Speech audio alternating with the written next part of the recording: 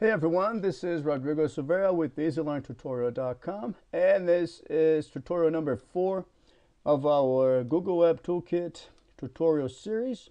And in this tutorial, just following the game plan for this series, we are going to do a Hello World demonstration. And as you know already, GWT is not the best tool that you want to use for a very trivial HTML application.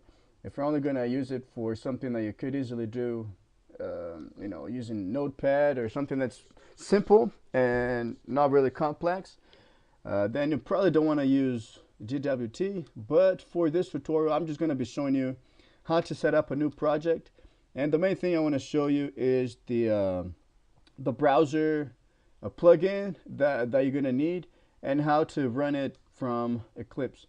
So let's get started. First thing you need to do is pull up your Eclipse. Hopefully you already have your Google plugins set up in Eclipse. If you don't, check out the previous tutorial. What we're going to do, there's 3 ways to start a new project. You can just go to File, New, Project. If you don't see it here, you can go to Other and choose New Project. Or you can just click this thing right here in the plugin button that it creates for you. I don't like this method because this option right here, sample code, it doesn't always show, and that's really important.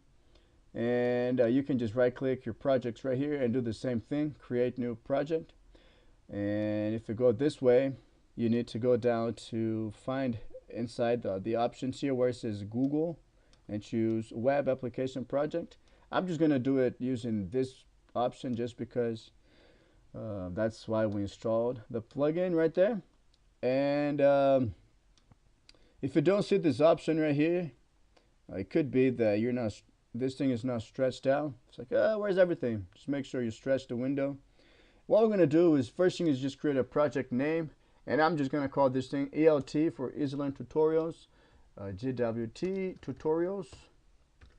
And then the package name, if you don't know a whole lot about Java packages, check out my video that I've done explaining it.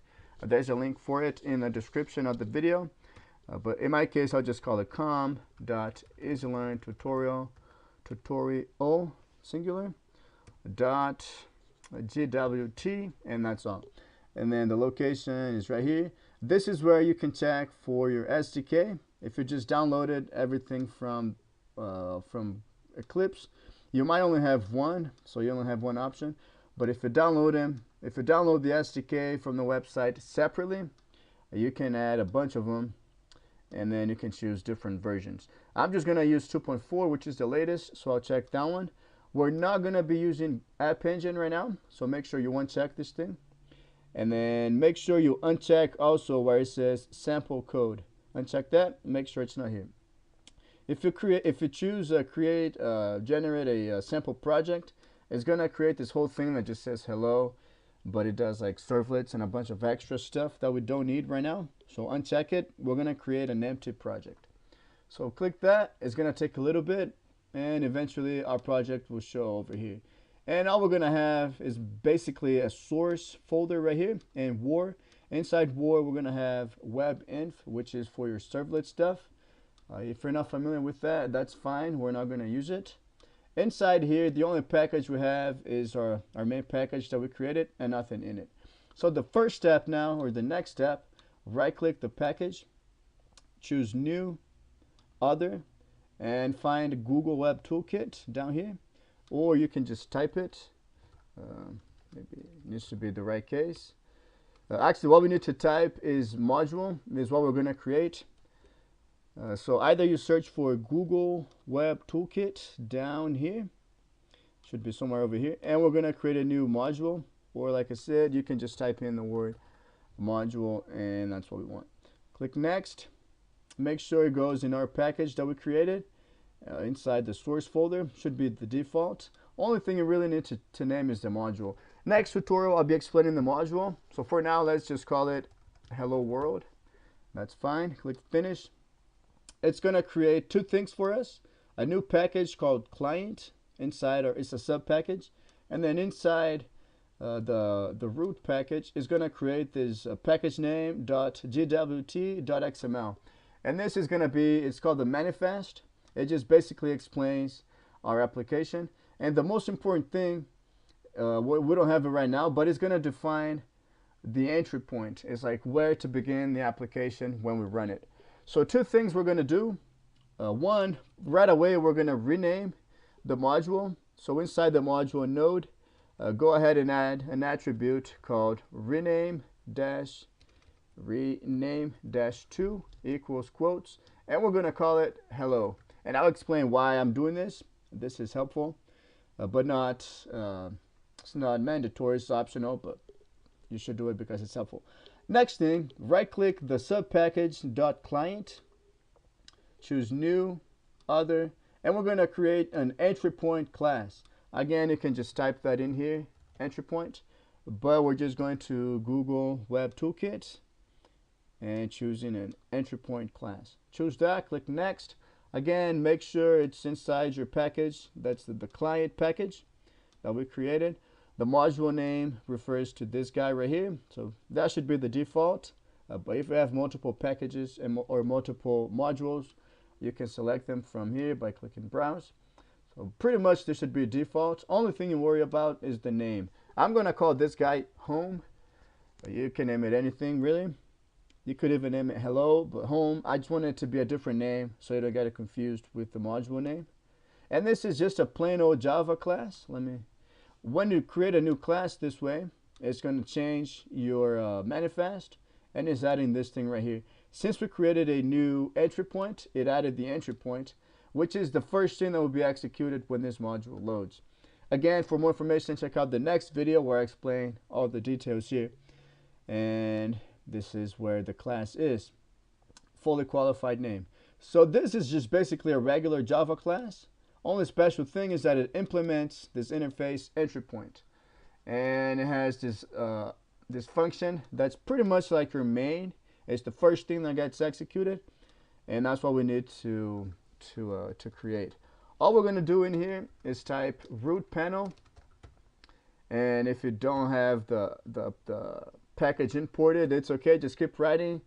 It's root panel.get, and it will probably import it for you manually, or you can press Ctrl+Shift+O and it's going to organize your imports.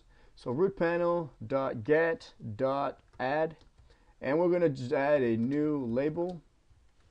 And the text in the label will be hello world ! And you're going to have to import label. And there's a bunch of possible options. I just normally press Ctrl+Shift+O. And you just use a little bit of common sense. Where could this package possibly be coming from? The only thing that really makes sense is Google GWT. And label is like it's a UI element. It's something we're going to be displaying. So makes a lot of sense that it's this top one, and that's what it should be. User.client.ui.label is the package, so import that, and we're good to go. Last thing we need to do is have what it's called a host HTML file. To do that, you go to war directory, right click it, new, other, and then again, this is just an HTML file, so you don't have to use the Google Web Toolkit version HTML page, but this is helpful to choose this version, this option, instead of just a regular file and name it .html, and I'll show you why. So make sure it's in your war directory and in your project. I'm just going to call this guy index.html, call it whatever you want. And then there's an option right here. Make sure you always stretch this thing so it doesn't hide possible options. The option that it says right here is support for browser history. We don't want it, so just delete it. And it's just going to add a line of HTML. Go ahead and click finish. So this is what you should get. It's just a regular HTML file.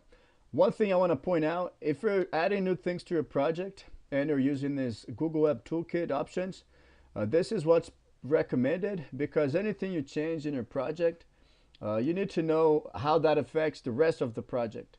So for instance, when we created the entry point, you should have known that that would require this new line in your manifest. If you let Eclipse do it for you, you don't have to worry about it, and it avoids the chance of you making a mistake. Same thing with the HTML file. If you just create a brand new regular HTML, just saying file and just go a regular file, and just name it .html, you would need to add this line right here by yourself. And this is a trivial JavaScript import. But this is what you need to know, is how to import the JavaScript, or what the path would be that refers to this class right here. And basically the class, or the path to your class, your entry point, is the fully qualified name of your class. So it would be com easy learning tutorial GWT client dot home would be over here, this whole thing, slash the name of your the entry point, the name of the module rather, which is hello dot nocache.js. By renaming it to hello, then the path to it is simply hello is the name of the module, and then hello again, it's the same thing twice, hello.nocache.js. That refers to this module right here, which behind the scenes refers to your, or the first thing it's going to load is your entry point, and that's why it needs the fully qualified name of the file, which is right here. So what will happen, and I will explain this in more details, when you load this page, it's going to look for this file right here. Since we're not compiling the project to have the file over here, then the magic of the GWT plugin and the servers that it uses will come into play, and it's basically going to convert this thing in real time. It's going to compile it to bytecode and send it to our HTML. For that, you're going to need a plugin for your browser, and Chrome obviously has a plugin for it, and Firefox has one, maybe even IE. But if you're running Chrome, which is what I recommend just so you can follow the tutorials, go to your Chrome web store and then do a search for Google Web Toolkit. And what you need, let's just say GWT plugin. I'll have a link directly to the plugin. Well, if you can't find it like I failed right now, what we need to do now that we have the host page, the module, and the entry point is to run the entry point. And for that, we just run the project. One thing I want to show you before you run it, we're just going to run this configuration. Sometimes, what Eclipse is going to do is create a little server, instantiate it, and run a project on the server. But sometimes that fails because it tries to run on the same port, like a default port. So what I want you to do is click on this little arrow next to this little blue icon that runs, or go to run and then find where it says run configurations, or click the little arrow and go run configurations. Find your project name. So right now my project is ELT GWT tutorials. You can type that in here and it will show your project, or you can just go through this list of options right here, and we're looking for a web application and then the name of our project. Click that and then it will show you all these options here. What you want to do is go to servers, and like I said, Eclipse will create a server, instantiate it, and try to run on port 8888. If for some reason you have some program in your system that's running on this port, or that has reserved the port, then Eclipse will crash. It won't crash, but your application here will not run. So what I like to do just to avoid that is to automatically choose unselected port. So Eclipse is going to choose a port that is guaranteed to be available, and then do the same thing under GWT over here, automatically select and use port. So make sure those two tabs or checkboxes are checked. Click apply and then run. And if you click run and then you get errors in the console or nothing happens over here, usually you should have a URL over here. That's where we're going to run the project. If that doesn't happen and you get little errors here, then go ahead and click run. Make sure the entry point class is what's selected. Click run. And then it should give you this thing first. And this is an indication. If you don't see this thing, it's an indication that something is probably going wrong. What you want to do is just choose the first one, web application. And don't choose this one. Choose the one that doesn't mention servers or anything. And then this should, if everything is right, you can see the status under console and stuff. It logs everything. But eventually here you should see the port or the address. Right now it's giving me 8888 and the 9997, which is fine. I don't know why it reverted from my run configurations. Let me just double check these two guys. That was kind of weird. So apply, and then go ahead and run again. It will show you now it's a different port.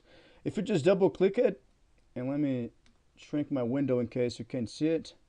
If you double click this thing, it's going to open on the default browser, or you can choose a different browser, or I usually just copy it and go to my browser over here and load it.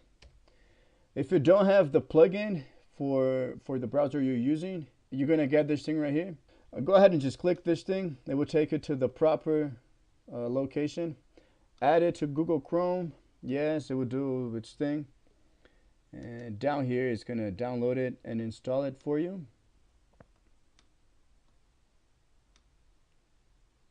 And when it's installed and everything is good, and obviously you only have to do it once. When it's installed, or if it's already installed, when you try to run a GWT application, and make sure when you're trying to run these URLs, go back to Eclipse and development. Make sure this thing is red, meaning that it's running and you can turn it off. When you try to go to the URL, you're going to get the little icon over here.